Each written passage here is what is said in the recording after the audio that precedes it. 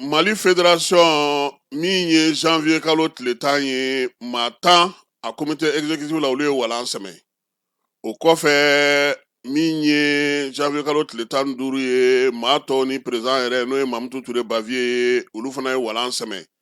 Nka ko a banna ta halisa maaw bɛ fédération na Falaye vice président k'olu tileyɔrɔ ye u ka bureau kɔnɔnaw ye assemblée fédération siège la su ni tile k'u bɛ yen k'a sɔrɔ o dun ye walan sɛmɛ o kɔrɔ k'u kan ka taa u ka minɛnw de cɛ ka bɔ yen pewu. O la sa ministre min bɛ farikolo ɲɛnajɛ kunna n'o ye Abdul Kasim Ibrahim Fɔnba ye ale ye bataki kɛ k'o ci fédération secrétaire général ma. Ni ne bɛ maa gɔ ye kamanagan Falaye a kun fɔra ko secrétaire général ko papier t'ale la. Ale bɛ ka baara kɛ ni daluya jumɛn ye sisan maa kan ka o yɛrɛ ɲininkali kɛ. Ko ministre ye papier di secrétaire général ma ko maa minnu bɛ ka taa nin tagali in kɛ Falaye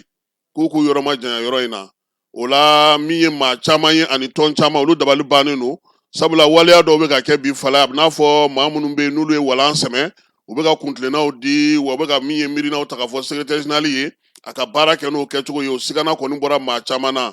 min ye Mustafa Mayiga ye n'ale ye Seguridegi président ye Muta a ko ko ale nin kuma in fɔ a mɛnna a y'a yira k'a fɔ ko min ye fédération maakɔrɔw ye ko su ni tile k'u bɛ taa fédération kɔnɔ waleyaw bɛ yen u bɛ k'olu kɛ min ye ko ye u bɛ k'olu kɛ k'a bisibasalen don kosɛbɛ min ye ale yɛrɛ kɔni bolo u ka taa walan sɛmɛnen kɔfɛ ka taa yen ko sariya sɔsɔ don bi sariya sɔsɔ don sini minisiri ka bataki min cilen filɛ nin secrétaire général ma ko yalama ko bɛna labato wa min ye Mustafa Mayiga ye Muta a ko k'a sigana bɛ ale la sariya dɔnnaw ni sariya lakɔlɔsilaw ko Falaye Mali fédération a cilen kɔfɛ bi min ye FIFA ka lɛtiri kɔnɔni ko kuma min bɛ sen na ko yan'o cɛ ministre des sports kan ka maaw fara ɲɔgɔn kan yan labɛnw ka kɛ n'o y'a sɔrɔ yɛlɛmali min ɲininen don bɛɛ lajɛlen fɛ n'o de bɛna na kɛ walima ni FIFA bɛna na min fɔ n'o de bɛna na kɛ ko minisiri k'a dɔn k'a fɔ ko min ye maaw kan ka wele minnu b'u ka wari don balontan na centre bɛ minnu bolo minnu ye délégué ye minnu yamaruyalen don Falaye u ka kɔn ka bɛn fɛn dɔ kan k'o labɛn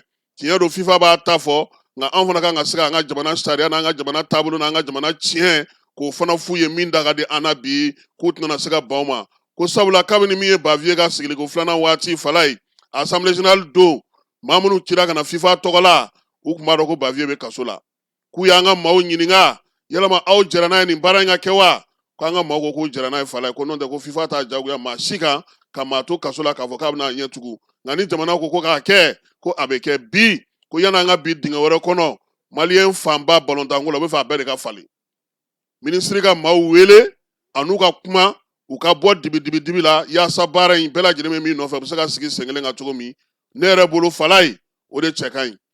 yanni FIFA kana k'a fɔ a y'a kɛ tan a y'a fɔ FIFA yɛrɛ ɲɛna anw ta in bɛ cogo min dɛ an ka segin nin kan sabula sariya minnu filɛ nin ye Falaye ko kuma ka ca i m'a ye a fɔra ko secrétaire général ko papier t'a la a bɛ ka baara kɛ o bɛ mɔgɔ bila k'i yɛrɛ ɲininka dɔw fana ko papier b'a la ko parce que ko minnu démissionnera o vice président ko ye papier dɔ signé ka d'a ma don min donna a welela a fɔra bɛɛ ɲɛna ko papier t'a la sisan ko ministre bɛ ka papier ci o secrétaire général kelen ma o de bɛ ka balontan ko bɛɛ ɲɛnabɔ compétition africaine minnu bɛ ka kɛ peut-être que a sokɔnɔna ko ɲɛnawali de don sinon u yɛrɛ ye min fɔ sariya sira kɔni o bilara nka min ka ɲi nin bɛɛ la maaw ka wele k'u ka sigi u ka lamɛn taabolo min bɛ yen kuntilenna min bɛ yen an ka bɔ dibi na an k'a da kɛnɛ kan bɛɛ ka kuma bɛɛ fɛ nka n'i y'a dɔwɛrɛ tɛ o bɛɛ bɛ fɛ ka don fédération in de kɔnɔ